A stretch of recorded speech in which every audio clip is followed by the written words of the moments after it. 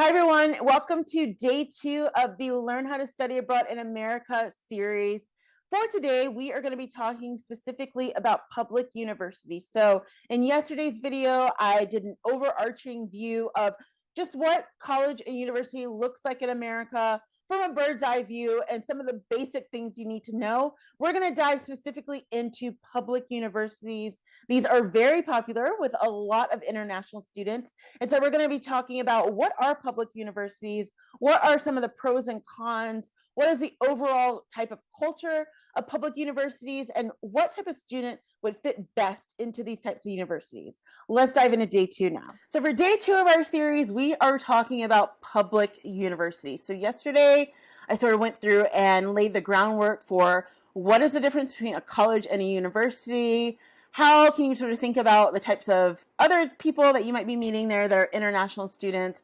What are the different types of topics that a lot of international students pursue? Now we're going to be looking at the sort of ins and outs of the different types. So I definitely want to begin with public universities because these are ones that tend to have a lot of students who are from a lot of different states. So if you are interested in sort of going to a state and really meeting a lot of students who are homegrown from that state, a public university is going to be great for you. So you'll see here on your screen that keeping in mind, this is nowhere near an exhaustive list. What I wanted to do was to just go through and highlight some of the more like well-known public universities that you may not have even known that were public universities here in the US. So you have the State University of New York system that has several universities within it throughout the state of New York.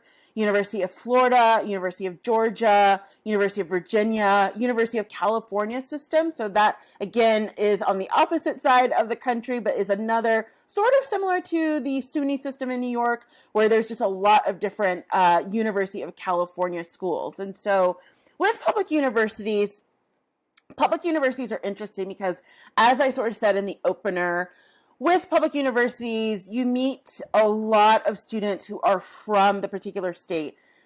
Public universities are traditionally referred to as state schools here in the US. Not state schools in the sense of it is anything bad, but that it is basically run by the particular state. So with these universities, a lot of the times the state government, including the governor and other people within these states, they have a lot of say over what happens at the university, at least from a legislative perspective of what type of initiatives they're trying to particularly push. They tend to appoint people to run these universities. And so there's a lot more interaction with the state level and also sometimes with the federal level as well, compared to private colleges and universities. And this is a little bit similar to our K through 12 system as well, before you get to university. So if you're thinking about a private school here in the US, there is a lot less control of any type of government entity than there is with a public school here in the US. So just kind of thinking about that in terms of what it actually is. Now, one of the reasons why it also is a public university is because most of the funding comes from the public in a way that it's come through tax dollars and, again, funding and grant from the state. So you just want to kind of keep that in mind. There's nothing wrong with public universities. I've gone to a public university for a year. It was not for me, but I do definitely support them because I know that it overall is a great value for what you're going to get at other places. A lot of students who come from public universities leave school with a lot less debt than students who go to private colleges and universities. They also, too, depending on where they are, they're able to live at home. There's a lot of different options that a lot of students who go off to these private institutions don't necessarily get to use. And so I definitely want you to just keep that in mind. So as we think about some of the pros of public universities for international students, so one of the pros is going to be that since they are so large, you're talking about the fact that some public universities here in the US have 20,000, 30,000, 40,000 students. All those students are not going to be undergraduate students, but a lot of times they are. That there are broad academic offerings, so they may offer a little bit of everything. They have these huge departments. They have, people who have been teaching for a very long time, and so there's lots to sort of dive into depending on what you're interested in. So when we look at some of the pros of public universities for international students, there are a lot of pros. So the first pro that I decided that would be listed here would be broad academic offerings, because as you are thinking about your particular academic plan, I know that for a lot of international students, you are ahead of the game, that you kind of come in knowing what you want to do. But even if it is something that is more specialized, it is likely that a public university will have that for you. A lot of private universities and private colleges sometimes have more specialized study topics that they want to sort of follow. And so public universities are a great baseline for anything that you want to do. And again, these schools have 20,000, 30,000, 40,000 students sometimes, keeping in mind that a lot of them are not undergrad. So it is accounting for both undergrad and graduate school. But there's someone on a public university campus that can help you no matter what your particular interest is and what you want to actually study. So just keep that in mind. There's also the opportunity for on and off campus living. So in this particular series, I'm not diving as much into sort of the nuts and bolts of how housing works. I can cover that in a different video on the channel. But for the US, it's just important to remember that, particularly with public universities, actually, that in a lot of ways, they are their own little cities, their own entities. So that's one of the things that amazes students when they come here. They're like, oh my goodness, like there's so much space. There's so much going on here. Like I never have to leave campus. And that's true. You may have a public university. I know like the one that I first attended, that it had its own pharmacy. It had its own little grocery store. It had its own barbershop. It had its own nail salon, dry cleaner. They were right next to the fire department. And so it's like you never really had to leave campus unless you wanted to. And if you did need to, there were shuttles available to take you to the different campuses. And because a lot of times they will have different campuses, that they'll have like one main campus and then the different ones. And so there's a lot going on where it's like its own little city. And one of the things that a lot of students like to enjoy is the on versus off campus housing. So on campus means that you're going to be living in one of the dormitories that is provided by the school, whereas off campus means that you may be renting an apartment with friends or by yourself, or sometimes a lot of schools now have off campus living. But this is something that particularly for the university level, a lot of students like to enjoy, starting from maybe their sophomore, which is second year of studies, whereas with a lot of, let's say, private colleges that are smaller, a lot of students may live on campus the whole time because it's smaller, easier to get to. Maybe they're not as close to a city.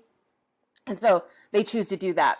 Moving into that next point, there is easy accessibility to metropolitan areas. So one of the things that you will find about most state schools, which are public universities, is that they are located near or in metropolitan areas. So near or in major cities, like San Francisco, like Los Angeles, like Austin, Texas, like New York City, like Orlando, Florida, different places where they're like the main city. They may be directly in it, or they may just be right outside of it. Whereas a lot of private universities and private colleges are more secluded. So they are a little bit more removed, maybe in suburban areas or in rural areas. So that is something that is a huge draw for students who are interested in deciding that they want to go to a public university versus a private university or a private college.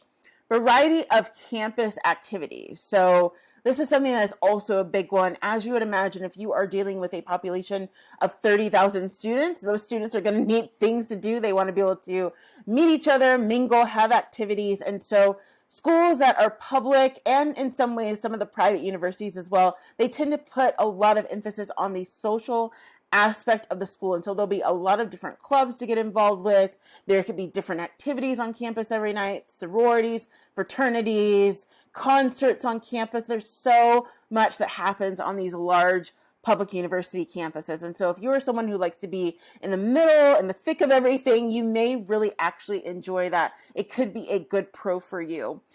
Larger and more local student population. So I already kind of hit on the point that the population is large, but I also want to point out that for most state universities, public universities, the population is going to be much more local. So you could be looking at 60 to 75 to even 85% of those students being from that state. So for example, in California, the University of California system, as of 2021, 75% of the students that are enrolled across that system are still from California, and then people come from other places. It's very similar in Texas, very similar in Georgia and Florida and New York as well, where these are schools, again, that a lot of students decide to go to because it's their state school. They basically get a discount compared to going out of state or to a private institution. And so you will meet a lot of students from that state. So that may be potentially very interesting to you. Like I said, if you're looking to build footing within a state and want to make connections with people who have been there for a long time, can give you the lay of the land and sort of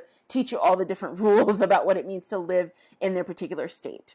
Now, also as well, I know that we talked briefly in day one about international fees.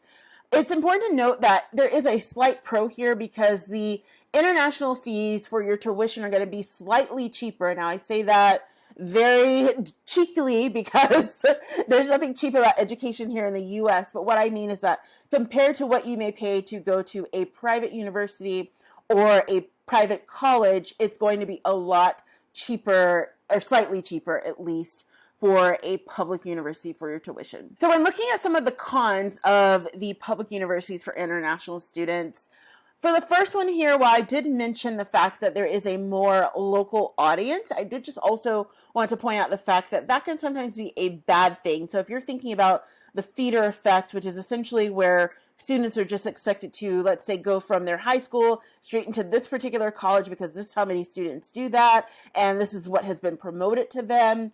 And also the fact that there is a lot of regional insular bias. And what that basically means is that, again, if you are dealing with something where most of the students are from the same place, it doesn't mean there's anything wrong with that. It doesn't mean that they are any less intelligent or anything, but they are seeing things through the same scope that they've always known, compared to, let's say, if you're going to somewhere else where you're meeting students from a lot of other places, then everyone's kind of in the same boat. They may all be new, all kind of coming to it. You're always going to find some students that are local no matter where you go, but you do find a lot more of that regional bias within the public universities. And it can sometimes be a little bit more intimidating because, again, they're all used to a similar culture. A lot of them may have come from the same high schools or whatever it is. And so there's already a lot of more built-in groups compared to private institutions where sometimes you may be the only person on campus who knows anyone, and then you turn to the next person and they're like, yeah, I don't know anyone here either. So it's a lot different in terms of that type of culture. Also as well, a lot of students do, depending on what type of student you are, a lot of students do suffer from the just another number syndrome. Now, I can speak to this personally. Like I said, I started off my journey in a public university in New York, and I definitely dealt with that a lot, of feeling just like another number. I am not someone who can sit in a classroom of 500, 600 people, and even if you go to the office hours, you feel like I am not connecting to my professors. I feel like, they don't notice me or whatever. And it's not about like, oh, I just need to be noticed, but it is about you want feedback on your work and all of that. And so for someone like me, I ended up transferring to a school that had less than 400 students. That was perfect for me. You get lots of one-on-one time, but that's not for everyone. For some people, going to a school where there are only 400 kids, they would probably lose their minds because that has its downsides as well. But I just wanted to kind of keep you in the loop about that, because that is something that is very common, of students just feeling like you are just another number. What that kind of comes from is that when you go to these large universities, you literally get a number that is on your ID and it's kind of everywhere, and that's your number. Like, that's what you're known by. And so it's a lot different when you are going to a smaller place when everyone literally knows your name, everyone, kind of knows everything about you. And depending on what you're looking for, maybe you don't just want to be another number. So just keep that in mind. One of the other cons as well for me, and I know for a lot of students I've worked with in the past, as international students specifically, this is an issue for some American students, but I think that we look at it differently just based on our culture. But for me, and what I know about a lot of international students, that they see a con is that there is an emphasis on socialize first and then learn later. And what I mean by that, and I've heard this so many times, and I've heard this from parents as well of international students, they want to know why there's such an emphasis whenever, let's say, you go to these college fairs or whatever it's going to be, of you're standing in front of a representative from a public university or wherever. I mean, a lot of other schools here in the US do it, but it is kind of well known at public universities. And they're talking to you about their clubs and the fraternities and the sororities and the different events and all this stuff. And they don't lead with the educational part. You will find a lot of that is rooted in the culture of these schools. A lot of these schools are considered to be party schools. And so there's nothing wrong with that if that's what you want to do. But again, that's not the foundation of education. You go to a school to actually learn. And that can be a huge discrepancy if you're coming from a place, from a country where, let's say, a university campus, like it was for me when I went to the UK, was just buildings where you go to learn. Everything else you do off campus. That can be very jarring to people if they are not inclined to do all the socializing and all the sort of getting involved in all of this. That is a huge part of American culture. We're a lot more social in that way, and everything has to be social, and there's always a party for everything. As you can see, I'm not a huge fan of that. But with the public university specifically, they lead with that. So anytime you flip through a brochure, it's all about, look at what we're doing and look at this activity and how much fun we had. And then you're like, where's the actual education? So that's the thing that a lot of people can be off put by. I don't want that to sour you. I feel like there is a place for that. And there are lots of international students that go to public universities and do just fine. They get really into it. But if you are someone who you feel like you're going to have an issue about that, you need to put that in your list or whatever you're making to sort of weigh and say, this is not going to work for me, or I need to at least explore more, visit, figure it out before you actually do that, because public universities in particular are known for focusing more on socializing in terms of what they actually do, not necessarily from one person to the next. I'm not saying individually, but a lot of what is promoted in the marketing and the sort of overall engine of presenting the school is all about the social life and all of this stuff and not about the education. And for a lot of students, that's not just going to fly. So I definitely want to point that out. Also as well, access to required and elective credits. Now, this is really important because the thing is that for, depending on whatever your degree is, it's different for everyone individually. But since you have so many people on campus who are trying to get into different classes, it's a lot more competitive than you would think. It's not a situation where there's just going to be a space for everyone. And so that's why, for example, when you are registering for your classes, once you're accepted, let's say the portal opens at 10 a.m. for the next semester or quarter. Everyone's on the computer at the same time or their phone trying to get into the portal and register and sign up and do all this stuff, because you don't want to get waitlisted. And it's so easy when, let's say you have, again, 600 students who are trying to get into the class, and there may be another 50 who get waitlisted because their computer shut off at 10:01 and they were not in the portal registering. So it's a lot more competitive. And in that same sense as well, a lot of students, depending on whatever your particular degree is in, you may have to wait another year because maybe you were signing up for the fall semester and then the spring semester, they don't have the course you need. So you have to wait the entire year to actually get that next course. So it can be very competitive, especially if it's required for your degree, because those are things that are the core part of what you're going to need. Last but not least, I did just want to point out that for public universities specifically, that in a lot of ways, there are limited academic and career advising compared to private universities and private colleges. Now, this is going to vary, of course. Some schools do it better than others, but you may not have that one-to-one relationship with an academic advisor or a career advisor on your campus unless you really go after it. Whereas with a lot of private universities and private colleges, that is something that is integrated from the time that you enter the school and from the time that you actually get started. So just kind of keep that in mind. So for the big reveal here, thinking about affordability. So how much does it cost? I want to point out, first of all, that this particular number is specifically just for tuition. So this is not factoring in whether or not you got scholarships or if you're going to be doing any type of loans, or if you got an award from your home country or whatever it is. This is just the baseline tuition. This is not even necessarily look at housing, because sometimes housing is not included in the tuition number. So as you can see here on the screen, nearly $29,000. That is the average tuition fee per year for international students. And this is based on an average of the top 10 public universities here in the nation. So trust me, the number is gonna get bigger.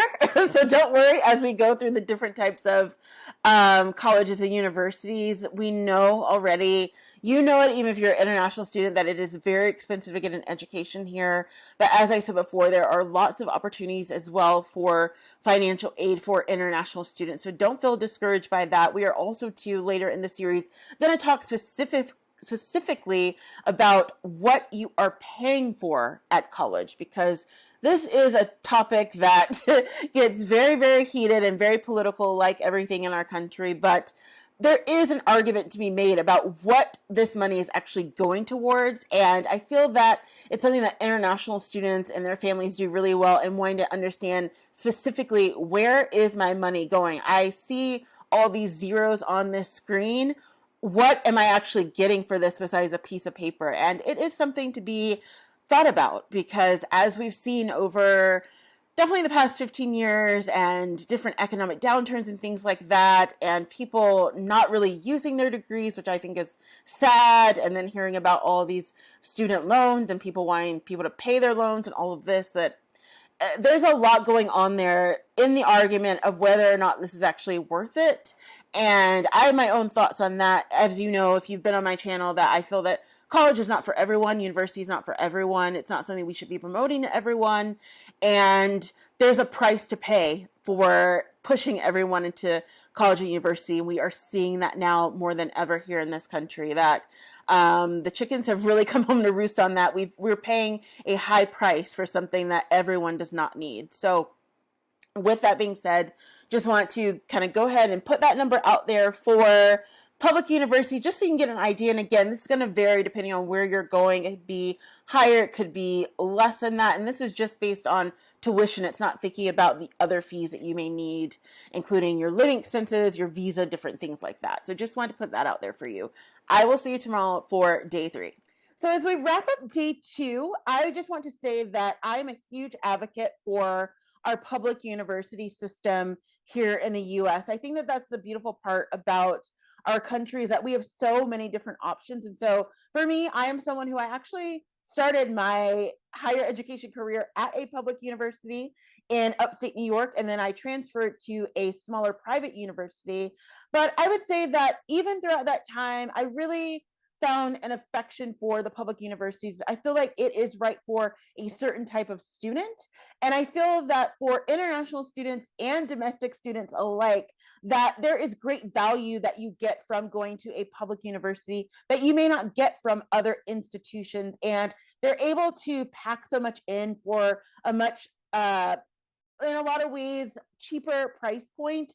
And so you definitely just want to think about that, what that might look like for you. So definitely weigh the pros and cons that we talked about in the video as you start thinking about that. And I want you to do that for every part of this series. I look forward to seeing you tomorrow, where we're going to be talking about private universities and how they square up against public universities, and how that might be better or maybe even a worse fit for you as you begin thinking about what your journey might look like here in the US. I look forward to seeing you tomorrow for day 3.